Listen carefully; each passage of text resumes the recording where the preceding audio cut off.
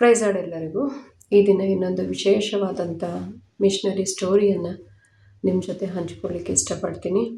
ಸಹಜವಾಗಿ ಎಲ್ರಿಗೂ ಸ್ಪೋರ್ಟ್ಸ್ ಅಂದರೆ ಬೇರೆ ಥರ ಗೇಮ್ಸ್ ಅಂದರೆ ತುಂಬ ಇಷ್ಟ. ಆಗಿನ ಕಾಲದಲ್ಲಿ ರೇಸ್ ಇರ್ತಿತ್ತು, ಹಾರ್ಸ್ ರೇಸು ಈ ಥರ ಇರ್ತಿತ್ತು, ಕಾರ್ ರೇಸ್ ಆಗಲಿ ಇಲ್ಲಾಂದರೆ ಕ್ರಿಕೆಟ್ ಗೇಮ್ಸ್ ಆಗಲಿ, ಈ ಥರದ್ದು ಯಾವುದಾದ್ರು ಸ್ಪೋರ್ಟ್ಸ್ ಆಗಲಿ ಗೇಮ್ಸ್ ಆಗಲಿ ಅದನ್ನು ನೋಡಿ ಎಂಜಾಯ್ ಮಾಡಬೇಕು ಅಂತ ತುಂಬ ಜನ ಇಷ್ಟಪಡ್ತಾ ಇರ್ತಾರೆ. ಮನೆಯಲ್ಲಿ ಟಿ ವಿಯಲ್ಲಿ ನೋಡೋಕ್ಕಿಂತ ಸ್ಟೇಡಿಯಮ್ಗೆ ಹೋಗಿ ಆ ಕೋರ್ಟಿಗೆ ಹೋಗಿ ನೋಡುವುದು ತುಂಬ ಇಷ್ಟ ಕೆಲವೊಬ್ಬರಿಗೆ. ಎಷ್ಟೇ ಖರ್ಚಾದರೂ ಕೂಡ ಅಲ್ಲಿ ಹೋಗಿ ನೋಡುವುದರಿಂದನೇ ಅವರು ಸಂತೃಪ್ತಿ ಆಗ್ತಾ ಇರ್ತಾರೆ. ಹೀಗೆ ಒಂದು ಕಾಲದಲ್ಲಿ ನಾವೀಗ ಯಾವ ರೀತಿಯಾಗಿ ಸ್ಪೋರ್ಟ್ಸನ್ನು ಗೇಮ್ಸನ್ನು ಎಂಜಾಯ್ ಮಾಡ್ತಾ ಇರ್ತೀವೋ ಅದೇ ರೀತಿಯಾಗಿ ಹಿಂದೊಂದು ಕಾಲದಲ್ಲಿ ಜನರ ಮರಣವನ್ನು ಎಂಜಾಯ್ ಮಾಡ್ತಿದ್ರಂತೆ. ಅದು ಆದಿ ಅಪೊಸ್ತಲರ ಕಾಲ ದಾಟಿ ಬಂದಮೇಲೆ ಕ್ರಿಸ್ತಶಕ 150, 160, 170ನೇ ಇಸ್ವಿಯಲ್ಲಿ ಇದೇ ರೀತಿಯಾಗಿ ಹಿಂಸೆ ಜಾಸ್ತಿ ಬೆಳೀತಾ ಇತ್ತು. ಕ್ರೈಸ್ತವರ ಮೇಲೆ ದಾಳಿ ಹೆಚ್ಚಾಗಿ ಬೆಳೀತಾ ಇತ್ತು. ಕ್ರೈಸ್ತವರ ಒಂದು ಸಂಖ್ಯೆ ಕೂಡ ಅಭಿವೃದ್ಧಿ ಆಗ್ತಾ ಇತ್ತು. ಕ್ರಿಸ್ತನನ್ನು ತಿಳಿದವರು ಕೂಡ ಹೆಚ್ಚಾಗಿ ಬೆಳೀತಾ ಇದ್ರು. ಕ್ರಿಸ್ತನ ಕಡೆಗೆ ಬರುವವರ ಸಂಖ್ಯೆ ಕೂಡ ಹೆಚ್ಚಾಗಿತ್ತು. ಹಾಗೆ ಕ್ರಿಸ್ತನನ್ನು ನಂಬಿದವರಿಗೆ ಹಿಂಸೆ ಕೂಡ ಬಹಳವಾಗಿ ನಡೀತಾ ಇತ್ತು. ಇಂಥ ಒಂದು ದಿನದಲ್ಲಿ 162ನೇ ಇಸ್ವಿಯಲ್ಲಿ ಫ್ರಾನ್ಸ್ ದೇಶದಲ್ಲಿ ಒಂದು ಬಡತನದ ಕುಟುಂಬದಲ್ಲಿ ಒಂದು ಹೆಣ್ಣು ಮಗು ಜನಿಸಿತು. ಆ ಮಗುನ ಹೆಸರು ಬ್ಲ್ಯಾಂಡಿನಾ. ಆ ಮಗು ಏನು ನಾವು ಹೇಳ್ಕೋಬೇಕಾದಂಥ ದೊಡ್ಡ ಕುಟುಂಬ ಏನಲ್ಲ, ಹಾಗಂತ ದೊಡ್ಡ ಸೇವೆ ಮಾಡಿದಂಥ ಹುಡುಗಿನೂ ಏನಲ್ಲ. ಒಂದು ಬಡತನದಲ್ಲಿ ಇನ್ನೊಬ್ಬರು ಮನೆಗೆ ಹೋಗಿ ಕೆಲಸ ಮಾಡಿ ತಿನ್ನುವಂಥ ಬಡತನದಲ್ಲಿ ಹುಟ್ಟಿದಂಥ ಆ ಮಗಳು ಹೀಗೆ ಒಂದು ಮನೆಗೆ ಕೆಲಸಗಾರಳಾಗಿ ಸೇರ್ತಾಳೆ. ಆ ಮನೆಗೆ ಹೋದ್ಮೇಲೆ ಆ ಮನೆಯ ಒಂದು ಒಡತಿ ಕ್ರಿಸ್ತನನ್ನು ನಂಬಿರುವವರು. ಅವರ ಒಂದು ಸುವಾರ್ತೆಯಿಂದ ಇವಳು ಕೂಡ ಬ್ಲ್ಯಾಂಡಿನಾ ಕೂಡ ಕ್ರಿಸ್ತನ ಬಗ್ಗೆ ತಿಳ್ಕೊಂಡು ಯೇಸು ಕ್ರಿಸ್ತನ ನಿಜವಾದ ದೇವರು ಅಂತ ನಂಬ್ತಾರೆ. ನಂಬಿ ತನ್ನ ಒಡತಿಯ ಜೊತೆಗೆ ಭಕ್ತಿ ಜೀವಿತವನ್ನು ಎಷ್ಟೋ ಚೆನ್ನಾಗಿ ನಡೆಸ್ಕೊಂಡು ಹೋಗ್ತಾ ಇರ್ತಾರೆ. ಇದೇ ರೀತಿಯಾಗಿ ಕಳೆಯುವಂಥ ಸಮಯದಲ್ಲಿ ಲಿಯೋನ್ ಅನ್ನುವಂಥ ಪ್ರಾಂತ್ಯದಲ್ಲಿ ಕ್ರೈಸ್ತವರ ಮೇಲೆ ಹಿಂಸೆ ಜಾಸ್ತಿ ಆಗಿಬಿಡುತ್ತೆ. ಯಾಕೆ ಜಾಸ್ತಿ ಆಗುತ್ತೆ ಅಂದರೆ ಕ್ರೈಸ್ತವರು ಅಭಿವೃದ್ಧಿ ಆಗ್ತಾ ಇದ್ದಾರೆ ಅಂತ ಅಲ್ಲಿರುವ ರಾಜನಿಗೆ ಗೊತ್ತಾಗಿ ಇವ್ರನ್ನ ಹೇಗಾದರೂ ಮಾಡಿ ಸರ್ವನಾಶ ಮಾಡಬೇಕು ಅನ್ನೋ ಒಂದು ಆಲೋಚನೆಯಿಂದ ಸುಳ್ಳು ಆಪಾದನೆ ಅವ್ರ ಮೇಲೆ ಹೊರಿಸ್ತಾ ಬಂದ್ರಂತೆ. ಸುಳ್ಳು ಆಪಾದನೆ ಏನಂದರೆ ಕ್ರೈಸ್ತವರು ಮನುಷ್ಯರಂತೆ ಅಲ್ಲ, ಅವರು ನರಮಾಂಸ ಭಕ್ಷಕರು, ಅವರು ರಕ್ತ ಕುಡಿತಾರೆ, ಮನುಷ್ಯರ ಶರೀರವನ್ನು ತಿಂತಾರೆ, ಹಾಗೆ ಸಹೋದರ ಸಂಬಂಧ ಇಲ್ಲದೆ ಯಾರ ಜೊತೆ ಬೇಕೋ ಅವ್ರ ಜೊತೆ ಅನೈತಿಕ ಸಂಬಂಧ ಇಟ್ಕೋತಾರೆ ಅಂತ ಸುಳ್ಳು ಕಂತೆಗಳನ್ನು ಕ್ರೈಸ್ತವರ ಮೇಲೆ ಹಾಕ್ತಾ ಬಂದ್ರಂತೆ. ಹಾಕ್ತಾ ಹೀಗೆ ಜನರನ್ನು ಕೂಡ ನಂಬಿಸ್ತಾ ಬಂದ್ರಂತೆ. ಕ್ರೈಸ್ತವರಾದ ನಾವು ಕರ್ತನ ಭೋಜನದಲ್ಲಿ ಪಾಲು ಹೊಂದ್ತೀವಿ. ಇದು ಕ್ರಿಸ್ತನ ಶರೀರ, ಇದು ಕ್ರಿಸ್ತನ ರಕ್ತ ಅಂತ ಅದನ್ನು ನಾವು ಪ್ರಾರ್ಥನೆ ಮಾಡಿ ಸ್ವೀಕಾರ ಮಾಡ್ತೀವಿ.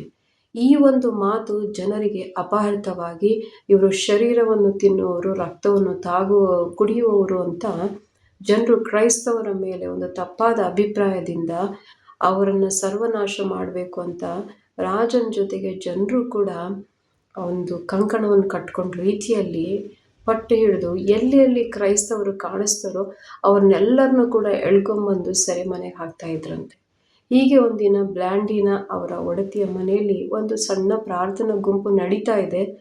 ಅಲ್ಲೆಲ್ಲರೂ ಕೂತ್ಕೊಂಡು ಕ್ರಿಸ್ತನನ್ನು ಆರಾಧಿಸುವಂಥ ಸಮಯದಲ್ಲಿ ಇದ್ದಕ್ಕಿದ್ದ ಹಾಗೆ ಸೈನಿಕರು ಬಂದು ಅಲ್ಲಿರುವಂಥ ಎಲ್ಲ ಜನರನ್ನು ಬ್ಲ್ಯಾಂಡಿನನ ಜೊತೆಗೆ ಸೇರಿ ಉಳಿದಿರುವಂಥ ಬ್ಲ್ಯಾಂಡಿನನ ಒಡತಿಯವರು, ಅವ್ರ ಮನೆಯವರು, ಹಾಗೆ ಅಲ್ಲಿ ಸೇರಿ ಬಂದಿರುವಂಥ ಸೇವಕರು, ಬೋಧಕರು, ಇತರೆ ವಿಶ್ವಾಸಿಗಳು ಎಲ್ಲರನ್ನೂ ಕೂಡ ಎಳ್ಕೊಂಡು ಹೋಗ್ಬಿಡ್ತಾರೆ. ಎಳ್ಕೊಂಡು ಹೋಗಿ ಸ್ವಲ್ಪ ದಿನ ಅಲ್ಲೇ ಸೆರೆಮನೆಯಲ್ಲಿ ಹಾಕ್ತಾರೆ.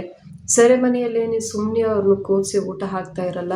ಪ್ರತಿದಿನ ಅವ್ರಿಗೆ ಹಿಂಸೆ ನಡೀತಾ ಇರುತ್ತೆ. ಏನು ಅಂದರೆ, ನೀವು ಕ್ರಿಸ್ತನನ್ನು ಬಿಟ್ಟರೆ ನಾವು ನಿಮ್ಮನ್ನು ಬಿಡ್ತೀವಿ, ಕ್ರಿಸ್ತನು ನಮಗೆ ಬೇಡ ಅಂತ ಹೇಳಿದ್ರೆ ಇವತ್ತೇ ನಿಮ್ಮನ್ನು ಮನೆಗೆ ಕಳಿಸ್ಬಿಡ್ತೀವಿ ಅಂತ. ಆದರೆ ಯಾರು ಒಬ್ಬರು ಕೂಡ ಕ್ರಿಸ್ತನನ್ನು ಬಿಡ್ತೀವಿ ಅನ್ನೋ ಮಾತು ಕೂಡ ಆಡಲಿಲ್ಲಂತೆ. ಅಂಥ ಟೈಮಲ್ಲಿ ಈ ಸೈನಿಕರು ಏನು ಮಾಡೋರಂದರೆ ಕ್ರಿಸ್ತನನ್ನು ಬಿಡೋಲ್ಲ ಅನ್ನೋ ಒಂದು ಮಾತಿಂದ ಇವರನ್ನು ತುಂಬ ಹಿಂಸೆ ಮಾಡೋರಂತೆ.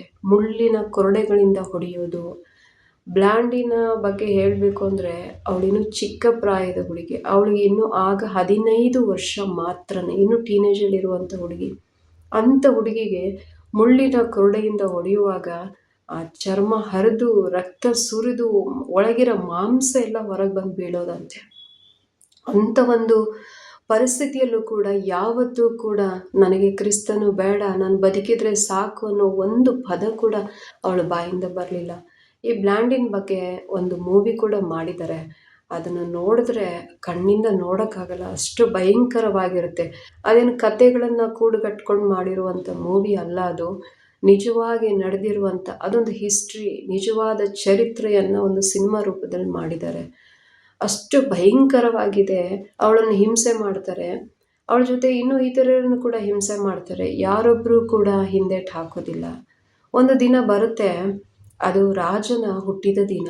ರಾಜನ ಹುಟ್ಟಿದ ದಿನದಂದು ಸೆಲೆಬ್ರೇಷನ್ ಮಾಡ್ಕೋಬೇಕಲ್ಲ. ಆವಾಗ ರಾಜ ಒಂದು ಪ್ಲ್ಯಾನ್ ಮಾಡ್ತಾನೆ. ಚಕ್ರವರ್ತಿ ಅವನು ಮಾಡೋ ಪ್ಲ್ಯಾನ್ ಏನಂದರೆ, ಈಗ ನಮ್ಗೆ ಹೆಂಗೆ ಕ್ರಿಕೆಟ್ ಸ್ಟೇಡಿಯಂ ಇರುತ್ತೆ ಹಾಗೆ ಆಂಪಿ ಥಿಯೇಟರ್ ಅಂತ ಆ ಕಾಲದಲ್ಲಿ ಇರೋದು. ಅಂಥ ಸ್ಥಳದಲ್ಲಿ ಜನರೆಲ್ಲ ಅಲ್ಲಿ ಹೆಚ್ಚು ಕಡಿಮೆ 20,000-30,000 ಜನರು ಕುತ್ಕೋಬೋದು. ಅಷ್ಟು ಜನರು ಕುತ್ಕೊಳ್ಳುವಂಥ ಸ್ಥಳದಲ್ಲಿ ಸುತ್ತ ಸ್ಟೇಡಿಯಂ ಥರ ಇರುವ ಸುತ್ತ ಜನರು ಕುತ್ಕೊಂಡ್ರೆ ಮಧ್ಯದಲ್ಲಿ ಒಂದು ಗ್ರೌಂಡ್ ಥರ ಇರುತ್ತೆ. ಅಲ್ಲಿ ಕ್ರಿಸ್ತನನ್ನು ನಂಬಿದಂಥ ಮಕ್ಕಳಿಗೆ ಹಿಂಸೆ ಮಾಡ್ತಾರೆ. ಯಾವ ರೀತಿಯಾಗಾದರೂ ಹಿಂಸೆ ಮಾಡ್ಬೋದು. ಆ ಹಿಂಸೆಯನ್ನು ನೋಡಿ ಎಂಜಾಯ್ ಮಾಡಲಿಕ್ಕೆ ಜನ ಟಿಕೆಟ್ ತೊಗೊಂಡು ಬಂದು ಕುತ್ಕೊಳ್ಳೋರು. ಈಗ ನಾವು ಗೇಮ್ಸ್ ನೋಡಲಿಕ್ಕೆ, ಕ್ರಿಕೆಟ್ ನೋಡಲಿಕ್ಕೆ ಟಿಕೆಟ್ ತೊಗೊಂಡು ಹೋಗಿ ಸ್ಟೇಡಿಯಮಲ್ಲಿ ಕೂತ್ಕೋತೀವಿ. ಆದರೆ ಆಗಿನ ಕಾಲದಲ್ಲಿ ಕ್ರೈಸ್ತವರನ್ನು ಹಿಂಸಿಸ್ತಾ ಇದ್ದಾರಂತೆ, ಬನ್ನಿ ಎಲ್ಲರೂ ಹೋಗಿ ನೋಡೋಣ, ಎಂಜಾಯ್ ಮಾಡೋಣ ಅಂತ ಜನ ಎಲ್ಲ ಮಾತಾಡಿಕೊಂಡು ಟಿಕೆಟ್ ತೊಗೊಂಡು ಬಂದಲ್ಲಿ ಕೂತ್ಕೊಳ್ಳೋರಂತೆ. ಹೀಗೆ ರಾಜನ ಒಂದು ಹುಟ್ಟಿದ ದಿನ ಬಂದಾಗ ಸೆಲೆಬ್ರೇಷನ್ ಇಟ್ಕೊಂಡ್ರು. ಜನ ಎಲ್ಲ ನೆರೆದು ಬಂದರು, ಎಲ್ಲರೂ ಕೂತ್ಕೊಂಡು ಕಾಯ್ತಾ ಇದ್ದಾರೆ. ಈ ಸೆರೆಮನೆಯಲ್ಲಿ ಹಾಕಿದಂಥ ಕ್ರೈಸ್ತವರನ್ನು ಒಬ್ಬೊಬ್ಬರನ್ನೇ ಹೊರ ತೆಗೆದುಕೊಂಡ್ಬರ್ತಾ ಇದ್ದಾರೆ. ಬ್ಲ್ಯಾಂಡಿನ ತೊಗೊಂಡು ಬಂದರು.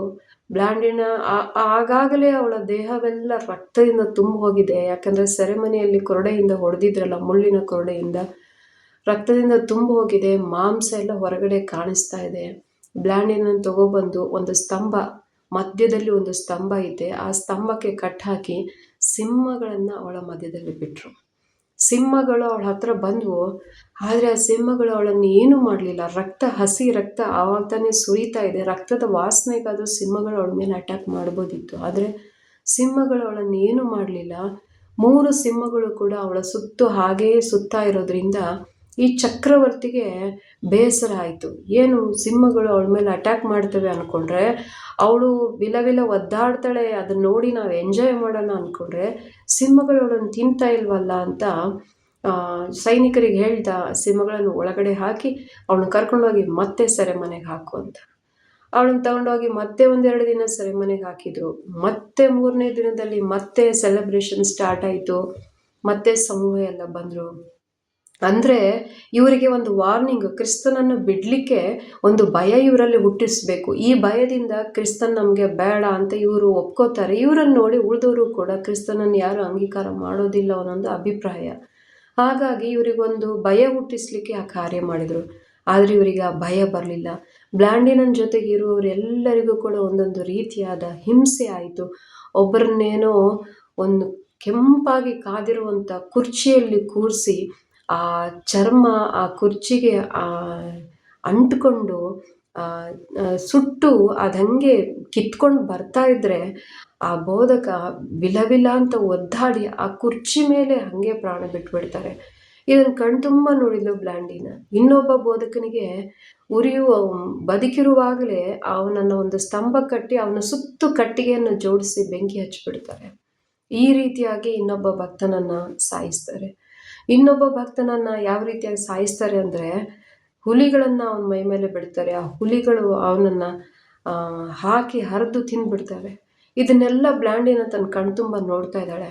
ಆದರೂ ಕೂಡ ಅವಳಲ್ಲಿ ಭಯ ಅನ್ನೋದು ಬರಲಿಲ್ಲ. ಆಗ ಬ್ಲ್ಯಾಂಡಿನನ್ನು ಕೂಡ ಕರ್ಕೊಂಡು ಬಂದ್ರಂತೆ ಆ ಸ್ಟೇಡಿಯಂ ಒಳಗಡೆ, ಆ ಥಿಯೇಟರ್ ಒಳಗಡೆ. ಅವಳನ್ನು ಕೂಡ ಆ ಸ್ತಂಭಕ್ಕೆ ಕಟ್ಟಾಕಿದ್ದಾರೆ. ಇನ್ನೊಂದು ಸಾರಿ ಕೇಳ್ತಾ ಇದ್ದಾರೆ, ಯಾಕಂದರೆ ಸ್ವಲ್ಪ ಚಿಕ್ಕ ಹುಡುಗಿ ಅಲ್ವಾ, 15 ವರ್ಷದ ಹುಡುಗಿ ಆದ್ದರಿಂದ ಇನ್ನೊಂದು ಅವಕಾಶ ಕೇಳ್ತಾ ಇದ್ದಾರೆ. ಈಗಲಾದರೂ ನೀನು ಕ್ರಿಸ್ತನನ್ನು ಬಿಡು, ಕ್ರಿಸ್ತನನ್ನು ಬಿಟ್ಟರೆ ನಾವು ನಿನ್ನನ್ನು ಬಿಡ್ತೀವಿ, ನೀನು ಆರಾಮಾಗಿ ಹೋಗ್ಬೋದು ಅಂತ. ಆವಾಗ ಬ್ಲ್ಯಾಂಡಿನ್ ಹೇಳಿದ ಮಾತೇನೆಂದರೆ, ನಾನು ಕ್ರೈಸ್ತವಳು, ನಾನು ಯಾವ ತಪ್ಪನ್ನೂ ಮಾಡೋದಿಲ್ಲ ಅಂತ. ಆವಾಗಲೂ ಕೂಡ ಅಂಥ ಸಿಚುವೇಶನ್ಲು ಕೂಡ ಅವಳು ನಾನು ಕ್ರೈಸ್ತವಳು ಅಂತ ಒಪ್ಕೊಂಡ್ಳು. ನಾನು ಯಾವ ತಪ್ಪು ಮಾಡೋದಿಲ್ಲ, ಅಂದರೆ ನಾನು ಕ್ರಿಸ್ತನನ್ನು ಅರಿಯೇನು ಅಂತ ಹೇಳಲಿಕ್ಕೆ ಸಾಧ್ಯನೇ ಇಲ್ಲ ಅಂತ ಅವಳು ಅಷ್ಟು ಸ್ಟ್ರಾಂಗಾಗಿ ಹೇಳಿರೋದ್ರಿಂದ ಅವಳಿಗೆ ಅವಳನ್ನು ಕೂಡ ಇನ್ನೊಬ್ಬ ಬೋಧಕನನ್ನು ಸುಟ್ಟ ಹಾಗೆ ಒಂದು ಕಾದಿರುವಂಥ ಒಂದು ಕಬ್ಬಿಣದ ಕುರ್ಚಿ ಮೇಲೆ ಕೂರಿಸ್ತಾರೆ. ಆದರೂ ಕೂಡ ಅವಳಿಗೆ ಏನೂ ಆಗೋದಿಲ್ಲ. ಅವಳು ಆ ಕ್ಷಣದಲ್ಲೂ ಕೂಡ ಅವಳು ಸಾಯೋದಿಲ್ಲ. ಆದರೆ ಇದನ್ನು ನೋಡಿದಂಥ ಚಕ್ರವರ್ತಿ ಸೈನಿಕರೆಲ್ಲ ವಿಚಿತ್ರವಾಗ್ತಾರೆ. ಮತ್ತೆ ಅವಳ ಮೇಲೆ ಕೋಣ ತಂದು ಬಿಡ್ತಾರೆ. ಕೋಣ ಅಂದರೆ ಹೆಂಗಿರುತ್ತೆ ನಮಗೆಲ್ಲ ಗೊತ್ತಿದೆ. ಅದರ ಒಂದು ಸೈಜು, ಆಕಾರ ತುಂಬ ದೊಡ್ಡದಾಗಿರುತ್ತೆ. ಅಂಥ ಕೋಣ ಅದು ಬಂದು ಎತ್ತಿ ಒಗೆಯುತ್ತೆ ಅವಳನ್ನ. ಅವಳು ಹಾರೇರು ಬೀಳ್ತಾಳೆ. ಆದರೂ ಕೂಡ ಅವಳು ತಕ್ಷಣವೇ ಸಾಯೋದಿಲ್ಲ. ಅಷ್ಟು ಹಿಂಸೆ ಎದುರಾದಾಗಲೂ ಕೂಡ ಅವಳ ಬಾಯಲ್ಲಿ ವಿಶ್ವಾಸದ ಮಾತೆ, ನಾನು ಕ್ರೈಸ್ತವಳು, ನಾನು ತಪ್ಪು ಮಾಡೋದಿಲ್ಲ ಅನ್ನೋ ಮಾತೆ ಅವಳ ಬಾಯಲ್ಲಿ ಬರ್ತಿತ್ತಂತೆ. ಅಂಥ ಹಿಂಸೆ ಎದುರಾದಾಗಲೂ ಕೂಡ ಅವಳು ವಿಶ್ವಾಸವನ್ನು ಬಿಡಲಿಲ್ಲ, ಅವಳ ನಂಬಿಕೆಯನ್ನು ಬಿಡಲಿಲ್ಲ. ಆಮೇಲೆ ಜನ ಎಲ್ಲ ಸುತ್ತಮುತ್ತ ನೋಡ್ತಾ ಇದ್ದಾರೆ, ಇವಳು ಕ್ರಿಸ್ತನನ್ನು ದೂಷಿಸಿ, ಹಿಂಸೆಯನ್ನು ತಡಿಲಾರದೆ ದೂಷಿಸಿ ಹೋಗ್ತಾಳೇನೋ ಅಂತ. ಸ್ವಲ್ಪ ಚಿಕ್ಕ ಹುಡುಗಿ ಆದ್ರಿಂದ ಕ್ಯೂರಿಯಾಸಿಟಿ ಜಾಸ್ತಿ ಆಗೋಯ್ತು ಜನರಿಗೆ, ನೋಡೋರಿಗೆಲ್ಲ. ಯಾಕೆಂದರೆ ಚಿಕ್ಕ ಹುಡುಗಿ ಅಲ್ಲ, ಈ ಹಿಂಸೆಗಳಿಗೆ ಬೇಗ ಹೆದರಿ ಬಿಡ್ತಾಳೆ ಅಂತ. ಆದರೆ ಇವಳಿಗೆ ಎದುರಾದಷ್ಟು ಹಿಂಸೆ ಬೇರೆಯವರಿಗೆ ಎದುರಾಗಲಿಲ್ಲ. ಅಷ್ಟು ಹಿಂಸೆಗಳು ಎದುರಾದರೂ ಕೂಡ ಇವಳ ಬಾಯಿಂದ ಕ್ರಿಸ್ತನು ಬೇಡ ಅನ್ನುವ ಮಾತೇ ಬರಲಿಲ್ಲ. ಅಷ್ಟು ಅವಳು ದೃಢವಾಗಿ ಅವಳು ನಿಂತಳು. ಆದರೆ ಆ ಕೋಣ ಕೂಡ ಎತ್ತೆತ್ತು ಹೋಗಿತ್ತು, ಆದರೂ ಅವಳು ಸಾಯಲಿಲ್ಲ. ಆ ಕೋಣ ಕೂಡ ಹಿಂತಿರುಗಿ ಹೋಗ್ಬಿಡ್ತು. ಲಾಸ್ಟಿಗೆ ಚಕ್ರವರ್ತಿಗೆ ಅರ್ಥ ಆಗ್ತಾ ಇಲ್ಲ, ಏನು ನಡೀತಾ ಇದೆ ಇಲ್ಲಿ. ಈ ಚಿಕ್ಕ ಬಾಲಕಿ ಅಲ್ವಾ, 15 ವರ್ಷದ ಹುಡುಗಿ, ಆದರೂ ಇಷ್ಟು ಹಿಂಸೆ ಎದುರಾದರೂ ಕೂಡ ಇವಳು ಸಾಯ್ತೇ ಇಲ್ಲ, ಯಾಕೆ ಅಂತ ಅವನು ಆಲೋಚನೆ ಮಾಡಿ ಫೈನಲ್ ಆಗಿ ಒಬ್ಬ ಸೈನಿಕನ ಕರೆದು, ನೀನು ಹೋಗಿ ಖಡ್ಗದಿಂದ ಅವಳನ್ನು ಸಾಯಿಸಿ ಬಾ ಅಂತ ಕಳಿಸ್ತಾನೆ. ಸೈನಿಕ ಹೋಗಿ ಹತ್ರ ಹೋಗಿ ನಿಂತ್ಕೊಂಡು ಕೇಳ್ತಾನೆ, ಈಗಲಾದರೂ ಒಂದು ಅವಕಾಶ. ಅವಳು ಆಲ್ರೆಡಿ ಅರ್ಧ ಸತ್ತಿರುವಂಥ ಸ್ಥಿತಿಯಲ್ಲಿ ಇದ್ದಾಳೆ. ಯಾಕಂದರೆ ತುಂಬ ಅವಳ ಮೈ ಮೇಲೆ ತುಂಬ ಗಾಯಗಳಾಗಿರೋದ್ರಿಂದ ಅವಳು ಅರೆಜೀವದಲ್ಲಿದ್ದಾಳೆ. ಆ ಸಮಯದಲ್ಲೂ ಕೂಡ ಸೈನಿಕ ಕೇಳ್ತಾ ಇದ್ದಾನೆ, ಈಗಲಾದರೂ ಕ್ರಿಸ್ತನ ಬೇಡ ಅಂತ ಒಂದು ಮಾತು ಹೇಳ್ತೀಯ ಅಂತ. ಆವಾಗ ಬ್ಲ್ಯಾಂಡಿನ ಹೇಳ್ತಾಳೆ, ನಾನು ಕ್ರೈಸ್ತವಳು, ನಾನು ತಪ್ಪು ಮಾಡೋದಿಲ್ಲ ಅಂತ. ಆ ಮಾತಿಗೆ ಸೈನಿಕನಿಗೆ ಸಿಟ್ಟು ಬರುತ್ತೆ. ಒಂದೇ ಒಂದು ಏಟಿಂದ, ಖಡ್ಗದಿಂದ ಅವಳನ್ನು ಕಡಿದು ಸಾಯಿಸ್ಬಿಡ್ತಾನೆ. ಅವಳು ಸಾಯ್ತಾಳೆ. ಆದರೆ ಅಲ್ಲಿ ನಡೆಯೋ ವಿಶೇಷತೆ ಏನು ಗೊತ್ತಾ, ಇದನ್ನು ಒಬ್ಬ ಸೇವಕರ ಬಾಯಿಂದ ನಾನು ಕೇಳ್ತಾ ಇದ್ದೆ. ನಾನು ಕೇಳುವಾಗ ನನಗೆ ಮೈಯೆಲ್ಲ ಜುಮ್ ಅನಿಸ್ಬಿಡ್ತು, ನನಗೆ ಗೂಸ್ ಬಂಪ್ಸ್ ಬಂತು. ಅದು ಒಂದು ಥರದ ಅನುಭವ ಆಯಿತು. ಏನು ಅಂದರೆ, ಅವಳು ಸತ್ತು ಮರುಕ್ಷಣದಲ್ಲೇ ಆ ಸ್ಟೇಡಿಯಮಲ್ಲಿರುವಂಥ 20,000-30,000 ಜನರು ಸೈಲೆಂಟಾಗಿ ಎದ್ದು ನಿಂತ್ಕೋತಾರಂತೆ ಮೇಲೆ. ಚಕ್ರವರ್ತಿಗೆ ಅರ್ಥ ಆಗ್ತಾ ಇಲ್ಲ ಏನು ನಡೀತಾ ಇದೆ ಇಲ್ಲಿ ಅಂತ. ಒಬ್ಬರಾದ್ಮೇಲೆ ಒಬ್ಬರು ಎದ್ದು ನಿಂತ್ಕೋತಾ ಇದ್ದಾರಂತೆ ಆ ಆಂಪಿ ಥಿಯೇಟರಲ್ಲಿ. ಚಕ್ರವರ್ತಿ ಯಾಕೆ ಇವರಲ್ಲಿ ಎದ್ದು ನಿಲ್ತಾ ಇದ್ದಾರೆ ಅಂತ ಅವನು ಆಶ್ಚರ್ಯವಾಗಿ ನೋಡ್ತಾ ಇದ್ದಾನೆ. ಎಲ್ಲರೂ ಎದ್ದು ನಿಂತ್ಕೊಂಡು ಒಂದೇ ಮಾತಂದ್ರಂತೆ, ಈ 15 ವರ್ಷದ ಬಾಲಕಿ ಇಷ್ಟೊಂದು ಹಿಂಸೆಯನ್ನು ಸಹಿಸ್ಕೊಂಡು ಕ್ರಿಸ್ತನೇ ನಿಜವಾದ ದೇವರು ಅಂತ ಒಪ್ಕೊಂಡ್ಲಲ್ಲ, ಈ ಹಿಂಸೆಯಲ್ಲೂ ಕೂಡ ಕ್ರಿಸ್ತನನ್ನು ಬಿಡಲಿಲ್ವಲ್ಲ. ಹಾಗಿದ್ರೆ ಈ ಹುಡುಗಿ ನಂಬಿದಂಥ ಆ ದೇವರೇ ನಿಜವಾದ ದೇವರು ಅಂತ ಪ್ರತಿಯೊಬ್ಬರ ಬಾಯಲ್ಲಿ ಬಂತಂತೆ. ಎಷ್ಟೊಂದು ಅದ್ಭುತ ಅಲ್ವಾ, ಆಶ್ಚರ್ಯ ಅಲ್ವಾ. ಬ್ಲ್ಯಾಂಡಿನ ಚಿಕ್ಕ ಹುಡುಗಿ, 15 ವರ್ಷದ ಹುಡುಗಿಯ ಒಂದೇ ಒಂದು ಸಾವಿನಿಂದ ಅಲ್ಲಿ 20,000ಕ್ಕಿಂತ ಹೆಚ್ಚು ಜನರು ದೇವರ ಸತ್ಯವನ್ನು ತಿಳ್ಕೊಬೇಕಾಗಿ ಬಂತು. ಇದರಿಂದ ನಮ್ಗೆ ಅರ್ಥ ಆಗೋದು ಏನಂದರೆ, ಒಂದೇ ಒಂದು ಬೀಜ ಸತ್ತರೆ ಅದರಿಂದ ಎಷ್ಟೋ ಸಸಿಗಳು, ಎಷ್ಟೋ ಬೀಜಗಳು ಹುಟ್ಕೊಂಡು ಬರ್ತವೆ ಅನ್ನೋದಕ್ಕೆ ಇದು ಸಾದೃಶ್ಯ ಆಗಿದೆ. ಕ್ರೈಸ್ತವರ ಜೀವನದಲ್ಲಿ ಹಿಂಸೆ ಯಾಕೆ ಬರುತ್ತೆ ಅನ್ನೋ ಕ್ವಶನ್ ಕೆಲವರಿಗೆ ಇರುತ್ತೆ. ಆದರೆ ಹಿಂಸೆ ಹಿಂದೆ ಅದ್ಭುತವಾದ ಉಜ್ಜೀವ ಇರುತ್ತೆ. ಅದು ಮಾತ್ರ 100% ಖಂಡಿತವಾಗಿಯೂ ನಡೆಯುವಂಥದ್ದು. ಹಿಂಸೆ ಹಿಂದುಗಡೆನೇ ಅಭಿವೃದ್ಧಿ ಅನ್ನೋದು ಕಾಣುತ್ತೆ. ಆ ಕಾಲದಲ್ಲಿ ಅಪೊಸ್ತಲರನ್ನು ಬಿಟ್ಟರೆ ಬೇರೆ ಯಾರಿಗೂ ಕ್ರಿಸ್ತನ ಬಗ್ಗೆ ಅಷ್ಟೊಂದು ಹೆಚ್ಚಾಗಿ ಗೊತ್ತಿರಲಿಲ್ಲ. ಆದರೆ ಅಪೋಸ್ತಲರು ಎಲ್ಲರಿಗೂ ಕೂಡ ಹಿಂಸೆ ಉಂಟಾಯಿತು. ಕ್ರಿಸ್ತನ ಬಗ್ಗೆ ಪ್ರಪಂಚಕ್ಕೆ ಪರಿಚಯವಾಯಿತು. ಎಲ್ಲಿ ಹಿಂಸೆ ಇರುತ್ತೋ ಅಲ್ಲೇ ಉಜ್ಜೀವನ ಇರುತ್ತೆ ಅನ್ನೋದು ಇದರ ಮುಖಾಂತರ ನಾವು ತಿಳ್ಕೊಬೋದು.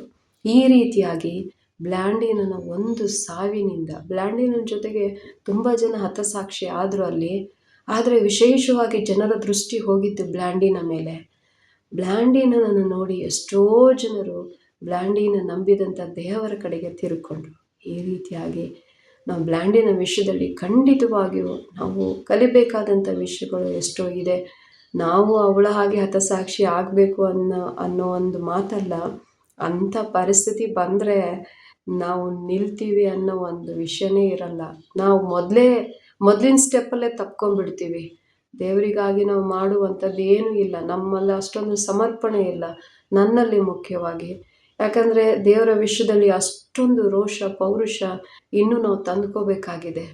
ಬ್ಲ್ಯಾಂಡಿನ ವಿಷಯದಲ್ಲಿ ಯಾವ ರೀತಿಯಾದ ಅದ್ಭುತ ಕಾರ್ಯ ನಡೀತೋ ನಮ್ಮ ಮುಖಾಂತರವಾಗಿ ಕೂಡ ನಡೀಲಿಕ್ಕೆ ಸಾಧ್ಯ ಇದೆ. ಆದರೆ ಬ್ಲ್ಯಾಂಡಿನ ಇರುವಂಥ ಸಮರ್ಪಣೆ ನಮಗಿದ್ರೆ, ಹತಸಾಕ್ಷಿನೇ ಆಗಬೇಕು ಅಂತ ಏನಿಲ್ಲ, ನಮ್ಮ ಜೀವನದಲ್ಲೂ ಒಂದೊಂದು ರೀತಿಯಾದ ಸಮರ್ಪಣೆಯನ್ನು ನಾವು ಇಟ್ಕೊಳ್ಳುವಾಗ ನಮ್ಮ ಮುಖಾಂತರವಾಗಿ ಯಾವ ಕಾರ್ಯ ಮಾಡಬೇಕು ಅಂದ್ಕೊಂಡಿದ್ದಾರೋ ದೇವರು ಆ ಕಾರ್ಯವನ್ನು ಖಂಡಿತವಾಗಿ ಮಾಡ್ತಾರೆ.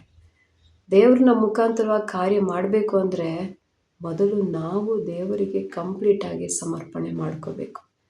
ಆ ರೀತಿಯಾಗಿ ನಾವು ಸಮರ್ಪಣೆ ಮಾಡಿಕೊಳ್ಳುವಾಗ ದೇವರ ಕಾರ್ಯ ನಮ್ಮ ಮುಖಾಂತರವಾಗಿ ಆಟೋಮೆಟಿಕ್ಕಾಗಿ ಹೊರಬರುತ್ತೆ.